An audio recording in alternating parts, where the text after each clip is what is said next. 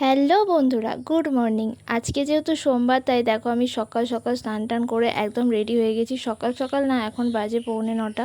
আর এখানে আমি একটা লাল পাড় সাদা শাড়ি পরেছি। এটা না একদম আলাদা করে মা রেখে দেয়, কেউ পরে না, আমার মাও পরে না।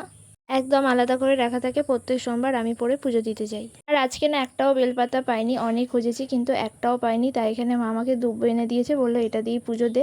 এটা কিন্তু গঙ্গা জল, আমি দুধ দিই না, গঙ্গা জল দিয়ে পুজো করি। এখন চলো তাড়াতাড়ি পুজোটা দিয়ে আসি। অন্যদিন আমার 8:30টার মধ্যে হয়ে যায়, তবে আজকে 9টা বেজে গেছে। চলো চলো, আর বেশি দেরি না করে পুজোটা দিয়ে আসি।